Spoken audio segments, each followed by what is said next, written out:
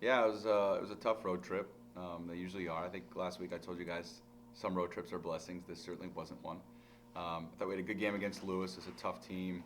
Thought we played very, very well. Well-deserved point, I think, against a number two GBLC team. And I thought we had a good plan going into Sunday's game. And a couple of our guys didn't show up. And unfortunately, when you're on the road and you don't bring the energy level, that's what you get. And so we conceded two corner kick goals in the first half. We had to change some things. But what I was impressed was the guys that came in on Saturday afternoon when it was a 2-0 down.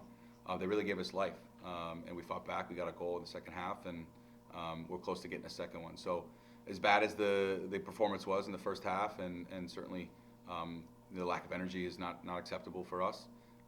How we rebounded and pushed towards the end of the game again is a good sign. So overall, not a great trip, but we learned a lot about ourselves, and that's our last test for GLIAC play. So hopefully the guys learned a lesson that you have to show up. Every single game. Every single game in college soccer is tough. There's no gimmies in this league, and they learned a valuable lesson. So it was a tough day, tough trip back, but hopefully we'll be better for it.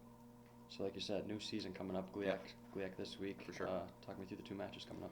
So we've got Davenport on Friday. We've got Saginaw on Sunday. They're both going to be very tough. We're at home, so we've got to take the initiative and be the team on the front foot. They're both very good. They're both in the GLIAC championship game last year.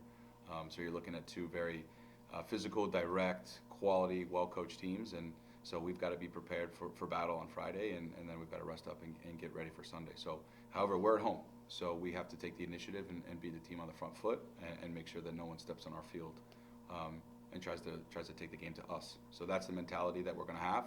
We're going to get out there today and start working on that and installing the game plan, and our guys will be up for it. They know what's at stake now that we've gone through the non-conference schedule. And to be fair, these guys are chomping at the bit to get back on the field. That's the way they are, and that's the type of guys that we want. Guys that want to play, that want to rebound and want to respond. And if there's one thing I know about this team, they'll always respond. So we're looking forward to that. So at practice, was your focus so far more what didn't go well in the first half, or what did go well in the second half? Well, we're not even going to really address Saturday too much. It's in the past. I think for us, it's going to be more about how we're going to match up against Davenport on Friday. So it's going to be fixing some of the issues for sure about Saturday. But for us as a coaching staff and certainly the team, we've moved past Saturday's disappointment. We're now into Tuesday. So for us, it's focusing on how we're going to defend against Davenport's attack, and then as well as Saginaw, and then moving towards the end of the week, it's going to be more on our attack. How are we going to score goals? Because one of the things we haven't been able to do is create enough quality chances where we can finish our goals and put ourselves in a position where we're up. I think that's been the biggest weakness so far. But going into game number 5, we've got 2 shutouts. We've got some guys that have had big minutes that we didn't expect. So we're happy with where we are. Obviously the disappointing game on Saturday, but that's football.